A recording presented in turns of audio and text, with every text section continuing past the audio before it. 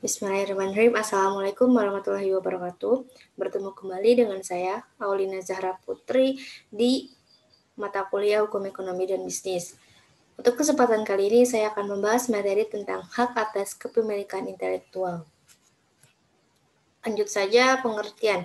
Haki atau hak atas kepemilikan intelektual merupakan terjemahan dari Intellectual Property Right atau IPR adalah hak yang berasal dari hasil kegiatan intelektual manusia yang mempunyai manfaat ekonomi. Berdasarkan konsep ini, maka mendorong kebutuhan adanya penghargaan atas hasil karya yang telah dihasilkan berupa perlindungan hukum bagi haki. Tujuan pemberian perlindungan hukum itu untuk mendorong dan menumbuh kembangkan semangat berkarya dan mencipta. Hukum mengatur beberapa macam kekayaan yang dapat dimiliki oleh seseorang atau suatu badan hukum, yakni terdapat 3 jenis benda yang dapat dijadikan kekayaan atau hak milik. Di antaranya ada benda bergerak, benda tidak bergerak, dan benda tidak berwujud.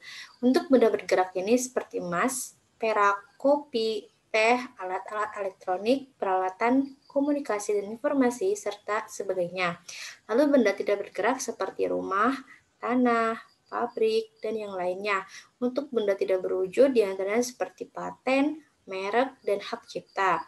Hak atas kekayaan intelektual termasuk dalam bagian hak atas benda tak berwujud. Berbeda dengan hak-hak kelompok pertama dan kedua yang sifatnya berwujud, hak atas kekayaan intelektual sifatnya tidak berwujud, berupa informasi, ilmu pengetahuan, teknologi, seni, keterampilan, dan sebagainya yang tidak mempunyai bentuk tertentu. Untuk sejarah haki, undang-undang mengenai haki pertama kali ada di Venice, Italia yang menyangkut masalah paten pada tahun 1470. Penemu-penemu yang muncul dalam kurun waktu tersebut dan mempunyai hak monopoli atas penemuan mereka diantaranya adalah Gladstone, Galileo, dan Gutenberg. Hukum-hukum tentang paten tersebut kemudian diadopsi oleh kerajaan Inggris pada tahun 1500-an. Dan kemudian lahir hukum mengenai paten pertama di Inggris, yakni Statute of Monopolies pada tahun 1623.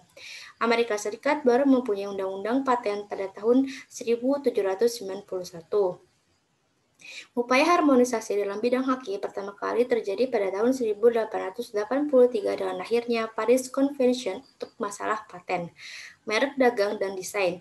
Kemudian Berne Convention 1886 untuk masalah copyright atau hak cipta. Tujuan dari konvensi-konvensi tersebut antara lain seperti standarisasi, pembahasan masalah baru, tukar-menukar informasi, perlindungan minimum, dan prosedur mendapatkan hak. Nah, untuk haki di Indonesia sendiri mulai populer pada tahun 2000 sampai sekarang. Tetapi ketika kepopulerannya itu sudah mencapai puncaknya, grafiknya menurun. Ketika mengalami penurunan, muncullah hukum cyber yang ternyata perkembangan dan haki itu sendiri. Jadi, haki akan terbawa terus seiring dengan ilmu-ilmu yang baru, seiring dengan perkembangan teknologi informasi yang tidak pernah berhenti berinovasi.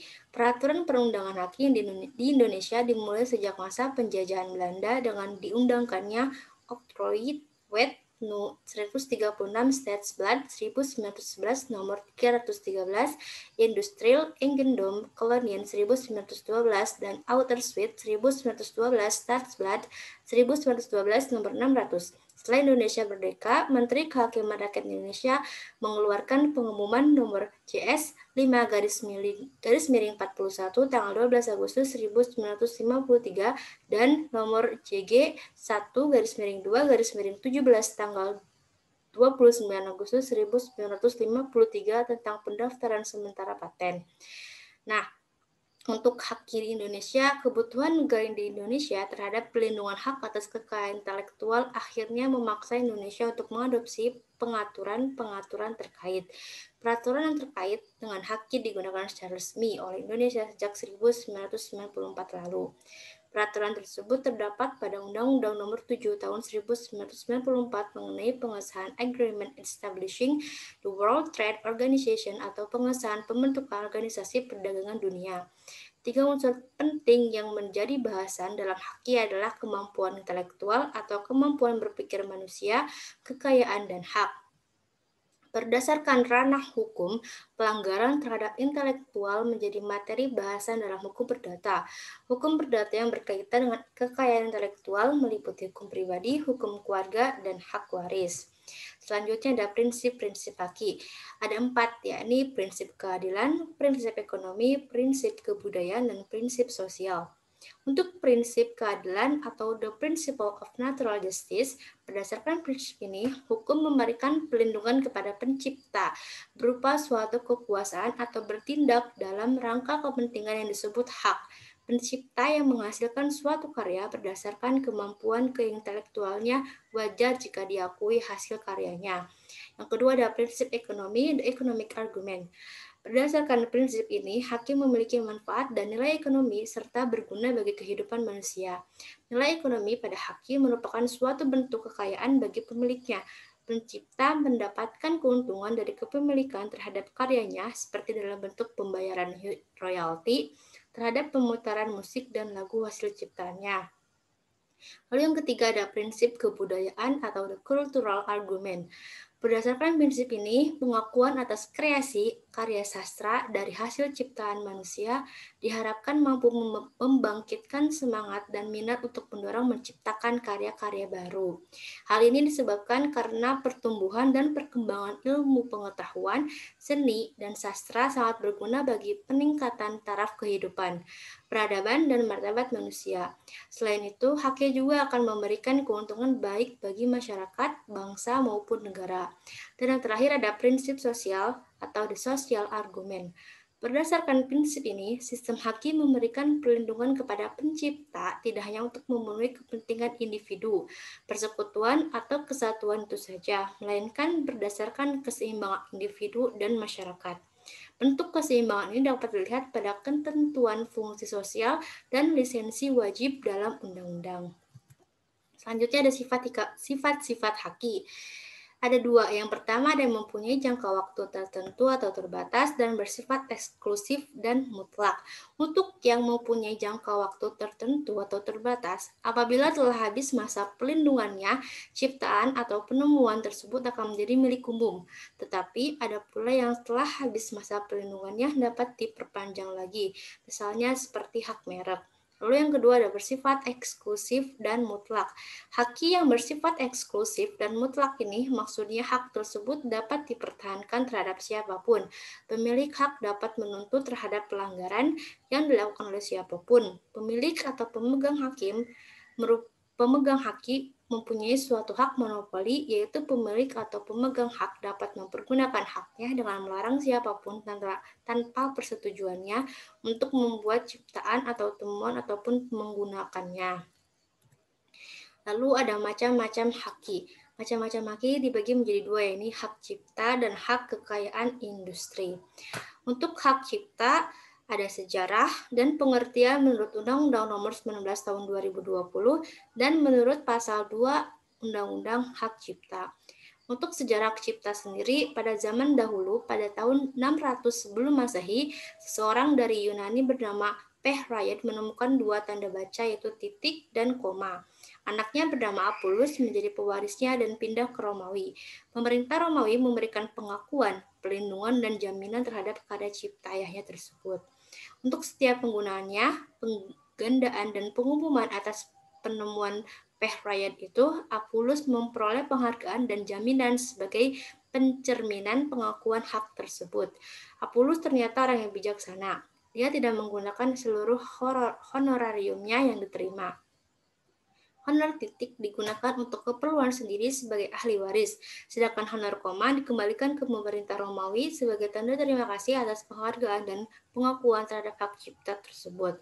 Sedangkan untuk pengertian hak cipta, menurut Undang-Undang Nomor 19 Tahun 2002, hak cipta adalah hak eksklusif bagi pencipta atau penerima hak untuk mengumumkan atau memperbanyak ciptaannya atau memberikan izin untuk itu dengan tidak mengurangi pembatasan-pembatasan menurut peraturan perundang-undangan yang berlaku pada pasal 1 butir 1.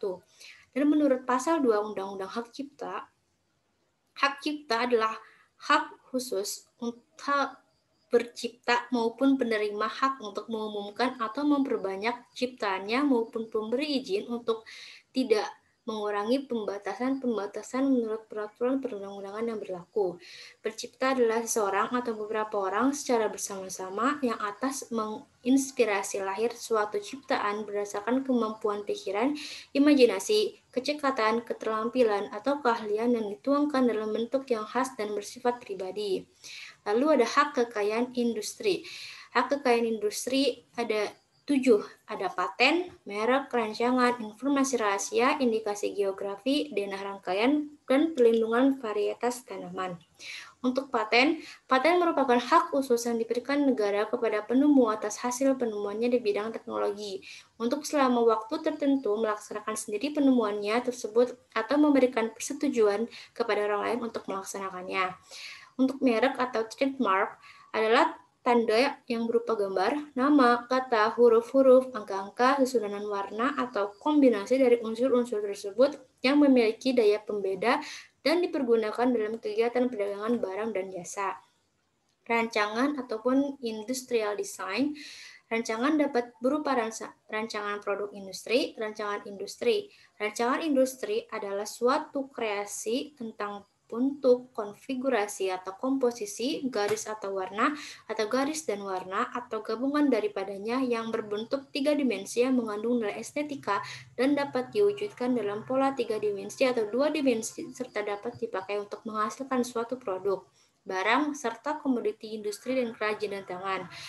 Untuk informasi rahasia atau trade secret, informasi rahasia adalah informasi di bidang teknologi atau bisnis yang tidak diketahui oleh umum, mempunyai nilai ekonomi karena berguna dalam kegiatan usaha dan dijaga kerahasiaannya oleh pemiliknya. Indikasi geografik atau geographical indications. Indikasi geografi adalah tanda yang menunjukkan asal suatu barang yang karena faktor geografis, kualitas tertentu dari barang yang dihasilkan. Selanjutnya ada denah rangkaian atau circuit layout. Denah rangkaian atau peta yang memperlihatkan letak dan interkoneksi dari rangkaian komponen terpadu unsur yang berkemampuan mengolah masukan arus listrik menjadi khas dalam arti arus, tegangan, frekuensi, serta parameter fisik lainnya. Lalu ada pelindungan varietas tanaman atau PVT. Adalah hak khusus yang diberikan negara kepada pemulia tanaman dan atau pemegang PVT atas varietas tanaman yang dihasilkannya untuk selama kurun waktu tertentu menggunakan sendiri varietas tersebut atau memberikan persetujuan kepada orang atau badan hukum lain untuk menggunakannya. Yang terakhir ada dasar hukum dari haki. Dasar hukum haki diantaranya ada Undang-Undang Nomor 19 Tahun 2002 tentang Hak Cipta, Undang-Undang Nomor 14 Tahun 2001 tentang Hak Paten, Undang-Undang Nomor 15 Tahun 2001 tentang Hak Merek, Undang-Undang Nomor 30 Tahun 2000 tentang Rahasia Dagang, Undang-Undang Nomor 31 Tahun 2000 tentang Desain Industri, Undang-Undang Nomor 32 Tahun 2000 tentang Desain Tata Letak Sirkulasi, dan Undang-Undang Nomor 29 Tahun 2000 tentang Perlindungan Varietas Tanaman. Lalu pada perjanjian internasional ini melahirkan Berne Convention 1883 Hak Cipta, Paris Convention tahun 1886 tentang paten, merek, desain industri, perjanjian TRIPS atau Agreement on Trade Related Aspects of Intellectual Property Right atau WTO 1994 dan konvensi lainnya berkaitan dengan teknis antara lain seperti WCT, WPPT, Madrid Protocol atau PCT. Sekian dari saya. Mohon maaf apabila ada kesalahan baik disengaja maupun tidak disengaja. Wassalamualaikum warahmatullahi wabarakatuh.